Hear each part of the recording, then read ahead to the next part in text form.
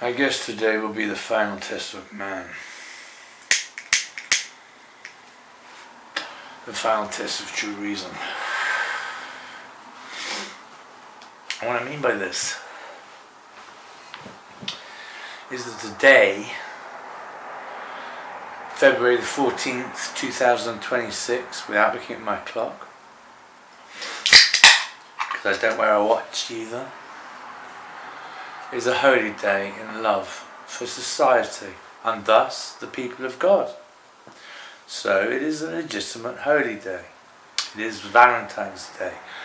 And as I had to point out to the beautiful Emily of Tesco's, Saint Valentine was a saint, a man, back in the history of the Catholic Church, who basically invented Romanticism. Now, Romanticism isn't bullshit. Romanticism is the reason most of you who are fathers or mothers got laid and got lucky in the first place. We owe a lot to Saint Valentine. He invented the courtship ritual. In many ways, I believe in thinking this is correct. Or at least he encouraged it as a fervent need by which to dance with the ladies of a more modest kind of repose of the mind, and not too overt, but one kind and soft and gentle in the embrace of a lady's succulence of the spirit. For they are gentle things. They are gentle nymphs of creation, if you like, under God. It oft seems, especially when they're in good version of form. And thus, to be pleasant to the ladies is a boon, and you may get away with many a fine fondle, if you're good enough at it, to get away with a little bit of nookie on the side. Happy day, Saint Valentine wonders. Very nice.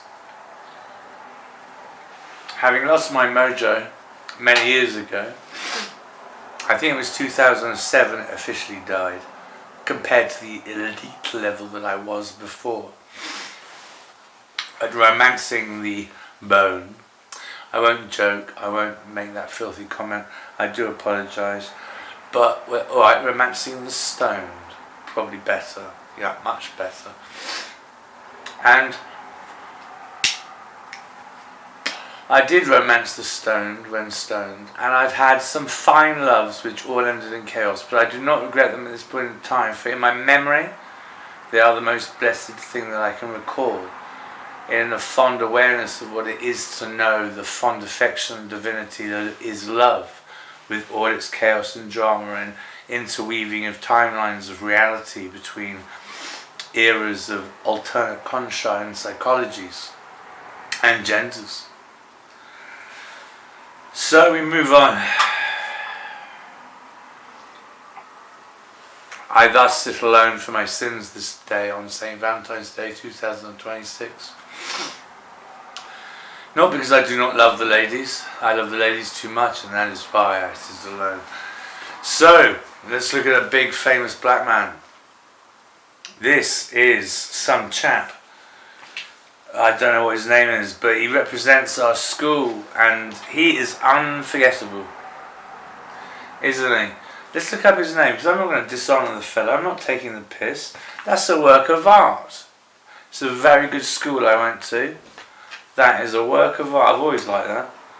And I'm going to find out his name, whether it kills me. Yes, you may be bored right now, as I am too, reading these things. Reading anything's boring. It's mental, it's mind. It's not something you can really entertain the masses with, is it? Hey everyone, watch me read a book. Doesn't really work, does it? No. But not that I knew I was born to entertain the masses, but I did want to know Spielberg.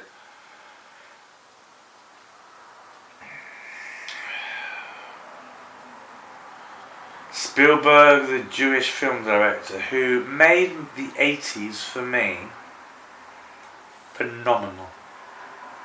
Absolutely phenomenal. This is a huge reason I am not anti-Semitic. And the reason I'm not anti-Semitic is because I also love Moses. I love the Bible. I love the God of the Bible. I do. I've researched it. I've been healed by God more than once. I've seen many things. There is a God. I don't believe a word an atheist says in their utter, simplistic, mindful ignorance. But that's another matter of debate. The point is that it's St. Valentine's Day. I didn't realise it was going to be me and a picture of a big black man from the auditorium. But, he's not my date, officially. I don't have a date. I'm a single man living like a happy psycho all alone, dribbling into the fond awareness of lager. And in this, my crumbs are left destitute in the grim reason of solace. But should you know my name entire?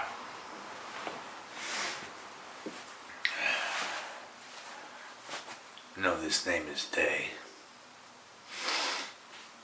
So shut up, you dick. Fucking tweet, shut your wanger, bastard. No, cop. Don't be shit. Gotta be elite like a motherfucker.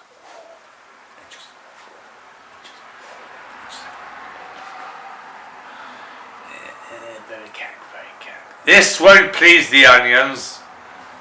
A display, a documentary about a fuckwit getting pissed. That could be interesting to the right kind of mind.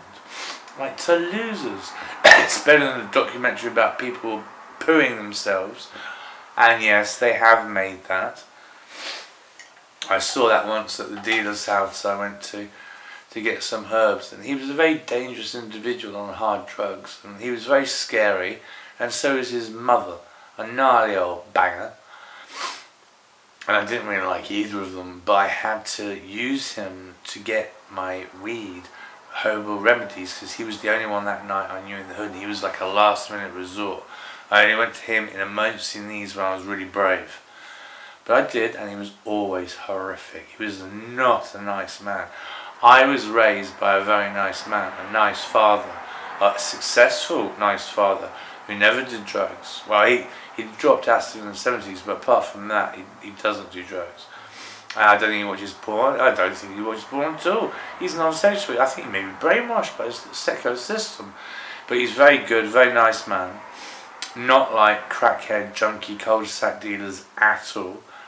Or indeed Islamic executioning psychopaths from planet hell. He is a reasonable, not overly scholarly, but definitely not stupid businessman who is the radiant genitor of my entire substance within this creation of the universe and of God. And I love him dearly, even though he's a silly old atheist wombat, which we disagree on until the end of time, I assume, unless he has a conversion to the realization that his mind is actually true within this energy field of divinity, should he utilize it to actually develop to love more than money, which I'm not complaining about, for he has provided for the family better than I have provided for mine, most shockingly and paradoxically in the realm of this whateverness we call existence. And thus I would just like to thank my family for all involved, and Steven Spielberg and Moses and Jesus, because Jesus is another Jew that I love. He's the prima Jew for me. I think Jesus is the Uber Jew. The Uber Jew! No, I won't be silly. I'm not a Nazi. Don't worry, I'm not a Nazi. I've got a terrible sense of humour. Well, a very good sense of humour. But I'm not a Nazi. Oh, I love Mitchell and Webb. Didn't you? They were so funny in their day. They were like the new Ronnie Corbett, I thought. No, the new two Ronnies. Ronnie Corbett was a singularity, a solo op. Very funny too. But the two Ronnies were class British comedy back in the day, and I didn't respect them when I was a boy. No, I did. I always found them funny. But I didn't respect just how funny. I took it for granted that these hilarious individuals would be as funny as they are perpetually on TV. And they're still great to this day. I was watching Sorry with Ronnie Corbett the other day. It's a classic sitcom. It's brilliant. It's so good and it's so real in British idiosyncrasies of certain social dynamics within the tribal system of cultural relevance and age positions and conflicts within a familial tribal environment. It's under a postmodern rhetoric. It's amazingly cool and funny and amusing. And I just thank God that Britain still has a sense of humour. For without a sense of humour, there is no point to being British. There is no love without humour. Where's the love without humour? That's not love, is it? Hostility, aggression, horror, nastiness, severity, of not sincerity, that's alright, but like hostility, never good, never good. Love is laced with humour in reality, if you ask me. It's just the chucklesome way of the happy heart in an embroiled embrace with someone you adore. And in that, the very nature of that dual delight in each other's company is littered with giggles and chuckles and chortles and many aspects of what it is to truly reap the benefits of existence under a holy sky of God. It's funny. Love is a romantic comedy. And I swear that's divine. It's not a horror. It's a comedy.